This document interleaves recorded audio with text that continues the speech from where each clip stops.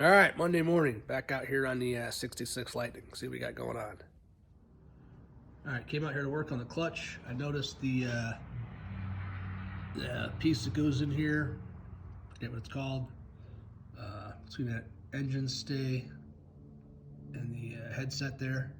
It's like steering damper or something. Anyhow, it wasn't sitting flush, so I took that back apart, straightened it out a little bit. The paint cracked. So now I got it over here hanging out in the powder coat room. It's doing its thing. Their powder coating, I don't know if it's as good as mine, but mine's definitely probably better. Main reason to come out here, pull the clutch apart. So I'm going to take the plates out of there and see what condition they're in. All right, got the pressure plate off there. Using this magnet here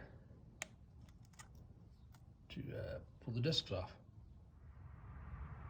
All right, got the clutch plates all out. A few of them are sticking together. I'm gonna soak them and measure them after they're all cleaned up. The air gap on this is off. Got a 15th thou fits in there, no problem.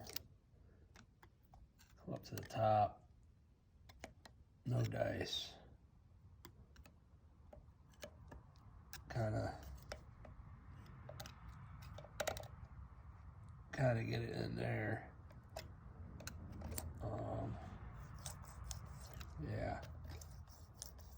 Plenty down there. Anyhow, gonna fine tune on that. Everything looks good so far. Yeah, get these plates cleaned up. All right, was getting the air gap dialed in, and turns out I got a stripped stator nut. So, don't want to just order one nut. Doubt I have one. Probably just I'll get all 3 new ones. Anyhow, got these fitted up, trying to figure out where I want to put the boiler and where I want to put the coils. Got a couple of these coils, new, that would work. Newer style coil brackets, because these, I decided I want to go electronic ignition. These old coils are beat. I'm looking for some reliability here. So I'll go with new coils, new boiler. But I leaning maybe towards using this Drag Specialties one here. And I was thinking hiding it down here, but it might fit right there better. And maybe put the boiler down there. I gotta play with that right now. This cross bracket's loose. Kind of just fitting these in, find their happy spot. But here's how big the boiler is over on this bike. Give you an idea. If you don't know how big they are, there's one there. They're pretty small compared to that coil pack. So yeah, getting those sized up where they're in their happy spot, and then I'm gonna see where this coil fits the bestest. All right, down in the basement here, got the clutch plates all cleaned up down here in a glass table, and as you can tell,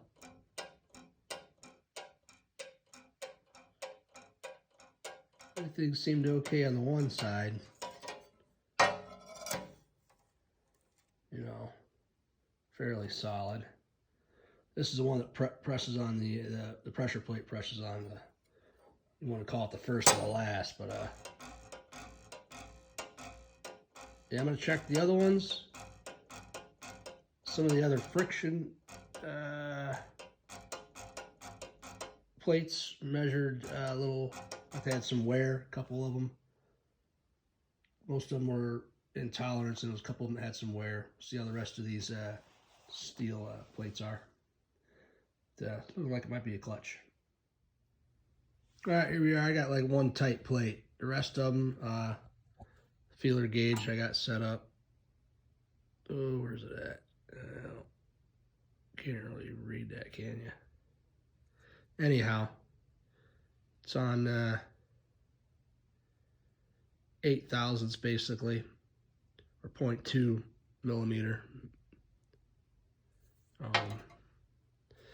Yeah, I got one good plate out of this bunch here on the steel ones, and like I said, a few of these friction plates are a little thin, so I'm gonna order up a clutch from MAP, and yeah, could be waiting on a clutch. All right, here's the BSA manual where it talks about the plane driven plates, how to be checked for flatness. You know, it talks about if they can be rocked side to side, it should be replaced. I did dig in the, this is a quad racer book. Let's see, where's the measurement? Warpage, here we go. 4 thousandths clutch plate warpage. I don't think my CR500 book shows a measurement. At least I don't remember. Either way, I know I've came back to this quad racer book before and looked at it. Just shows you check it with a feeler gauge. Anyhow, yeah, I think that 8 I got was from either something online or another bike, but yeah, I could fit an 8 in there. I'm definitely fitting the 4 in there. And yeah, this just talks about, you know, they don't give it an actual spec except for measuring the your clutch plates. Anyhow, gonna get new clutch up on order here today. All right, Wednesday morning, gonna get a few things done on the 66 here. Gonna mess with the ignition coil, steering damper, and continue disassembling the clutch, the basket and whatnot. All right, quick example here. I got the steering damper plate on. I had to, you know, massage it a little bit in the vise there and get it to where it sat happy, flush with that pad in there, that abrasive deal. I haven't stuck the ignition back in. It might be a little tight there. We'll see. I had to get that side a little tweaked too to make it happy. Anyhow, yeah, there's no hole in there for a cotter pin. This is, you know, what you get sometimes with this reproduction stuff. If you don't know what I'm talking about, over here, 67. See that cotter pin there? You can also see the thickness of that plate too. Yeah, I believe I have the original one. I'll have to go look down in the basement. Come over to the Thunderbolt, same deal. It's got the cotter pin. You can see how it's different. But yeah, that's just something you get with these reproduction parts sometimes. All right, back over to the clutch. All right, coming to a standstill right now. I gotta head off to work. But anyhow, I got that clutch tool in there. I use this Tusk, got it from Rocky Mountain, clutch tool. Use it on quite a few dirt bikes. Comes in handy on this too. Yeah, I got the nut off there. I'm gonna throw a puller on there to get the alternator off there. That tab washer looks okay-ish. Penny part, might order another one, but it would work if I had to, you know, reuse it. It's always good to try to save on that stuff, but needs replaced, you know, replace it. Anyhow, off to work.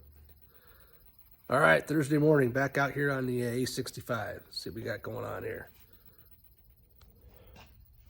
All right, real quick, I did a post on one of the Facebook groups, you know, about what oil to run, or what oil I'm gonna run, I should say. Gonna switch over to this, this is for the primary drive. Switch over to this Honda oil. I've used it in my CR500 with no issues. You can see it's kind of like, it reminds me of transmission fluid more than a gear lube. I don't understand the 80 weight, 85 weight. But this is what I was using, was this Valvoline. You know, wet clutch. Both of them are designed for wet clutch. You know, you go over to our book here, and you know, it calls for you know, stuff that, you know, SA50 and all kinds of other stuff. And the, oh, that's the, sorry, that's gearbox. Primary calls for a 2040, 20 weight, you know, flavor there. Anyhow, yeah.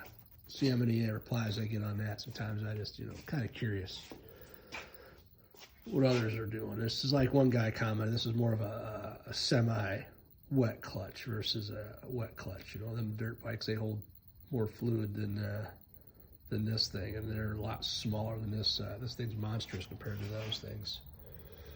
The clutch, just the size of it. Anyhow, yep. Gonna quit gabbing and get that pulled off.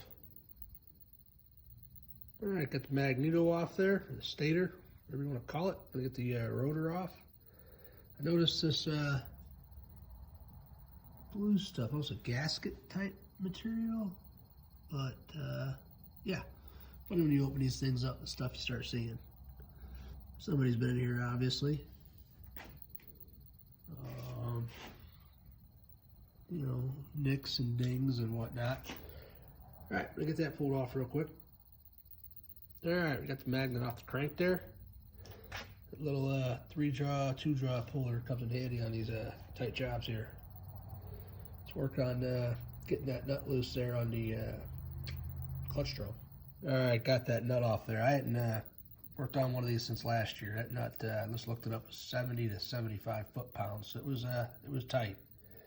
I got a little blurb with the impact. Yeah, why not? Then that thing, the old Ace hardware adapter there, got stuck on the impact. So that was cool. Anyhow, got that off. All right, got the extractor on there. Use that tusk tool, really comes in handy for holding stuff. That thing, when it broke loose, it just is a tiny little crack, nothing real dramatic. Anyhow, I'm gonna slide this mess off. Yeah, and get the cleaning. All right, the drive sprocket's stuck on there. Can't remember last time, like I said, I did this in the spring or summer on a 69, but nothing's coming to mind of a tool that I had to do it. Thinking something like that. Then I went this route. This is a new kit. Bolts are too short, of course. Rummaged through this old kit. Everything's freaking hammered in there. What it's saying here in the book is basically a 3-inch long quarter by 26 thread, quarter-inch bolt, 26 thread, 3-inch long, which I don't have it. So I'm guessing the Thunderbolt, that sprocket, just must have pulled off. I can't remember. It was last spring or last summer. I already forgot about all that. But nothing's popping out to me, digging through my stuff. So I'm gonna run to the hardware store and get some longer bolts. Let's circle back. All right, went to the hardware store. Got some long quarter 28 bolts. 3.5 inch, 3-inch. Yeah, ran a tap down there. They're threading in good. Got some happiness going on there. I don't have anything really readily I can find around here to use, so I'm gonna cut up some plate. Get a little tool going on here. Yeah, like I said, last spring or summer, I remember that different bike, but I don't remember having to go through a lot to get that sprocket off. But yeah, we'll see how it goes. Make up a tool real quick. All right, it's Friday morning. Back out here on the BSA. Made up a puller here. Let's see how this thing works. I'll try to set the camera over here.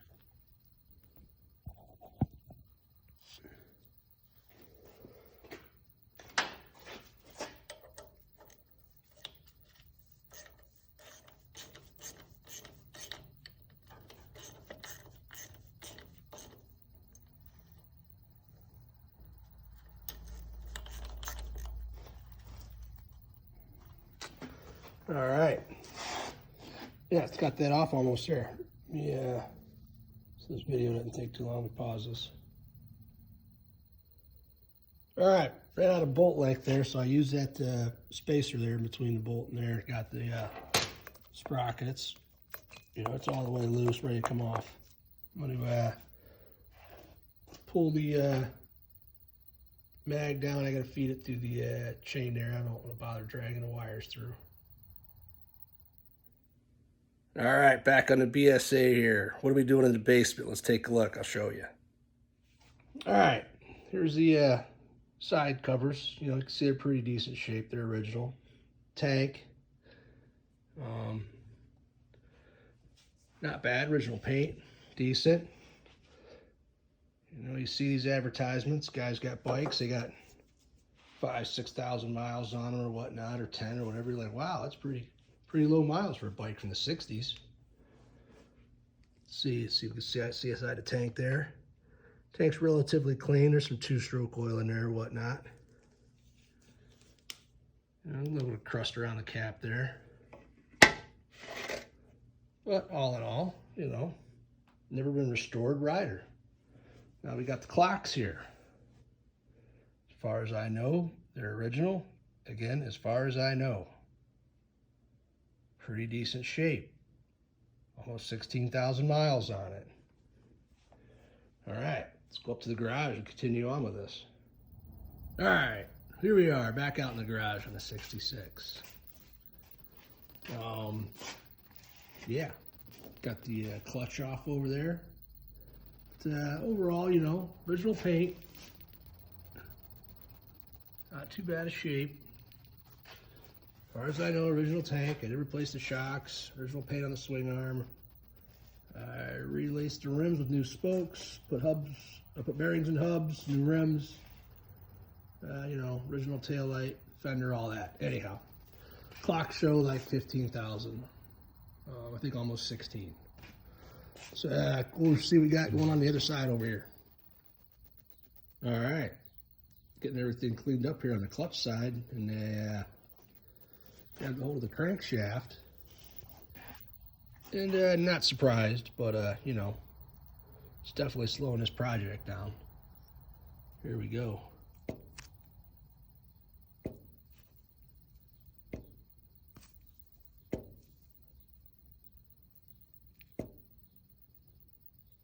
Pretty much, I bumped the indicator, but it's 10 thou. There's going to be some bagging and tagging going on here with the clutch parts. I've already got that. Those are no bueno anyhow over there. But yeah, that stuff's going to need cleaned up and bagged. Anyhow, I'll go over here to the book. Maximum crankshaft bend float must not exceed 3 thousandths. Yeah, we're past that. And I don't think the engine's ever been apart. Hard to say. You know, hard to say the mileage on these bikes, whether it's true or not. I mean, they've changed hands so many times. Example here. Here's a cable.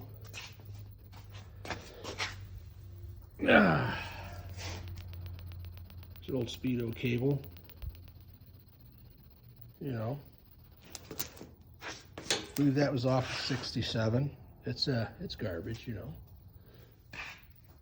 It decided to take an exit one day when I was riding down the road. That was quite a while ago, but anyhow, yeah, you really, these are, I'm not surprised about this. You can talk to my buddy about the gamble I was sticking this engine in. I said if it smokes or whatever, I'll just, you know, I'll pull it apart and do what needs to be done. But obviously here, it needs to get pulled apart, and what needs to get done needs to get done. Definitely was running and riding. I'm sure it'd run the way it is, but I'm not gonna run it like that. What else we got here? It's gonna take a little bit of time, definitely slowing down this project. And it's middle of March, so I gotta make some decisions. We'll get with that here in a second. See what we got going on. All right, little reorganization, little cleanup. You know, that thing had to go back there. It's got to chill out for a while. But, you know, I was going to order a clutch for that bike back there at 66, but it's looking like I'm gonna be ordering, you know, stuff to rebuild the forks. Shouldn't be too bad though, right? Yeah. Bike runs good. I rode it last summer a few times. Had fun on it. And you know, hey, it's only got 3,000 miles on it. I mean, come on. How bad could it really be, you know? I mean, we just, well, yeah, it might have a little more 3,000 miles on it. Anyhow, this is it. This is this week's tear into it. See what I got going on, and yeah, should be not as hard on the pocketbook right now as rebuilding an engine. And time-wise, you know, my hands, you know, I send a cylinder to somebody to get honed, bored, whatnot, you know. And I got some dingle ball hones in here. I could, but I'd rather not. But you send a cylinder out, you might not see it for a couple weeks, maybe even 2 months. Who knows? I've dropped off engines before and didn't see them for 2 years, and they weren't even touched. So, yeah, who the hell knows, right? So, yeah, gonna tear into this thing. So it's middle of March here. At least I can, I know I can get the forks rebuilt, you know, in a reasonable amount of time, and have at least have a rider for the summer. That engine's gonna be a minute or two. All right, you know, feel free to like, comment, and subscribe. Have a good week.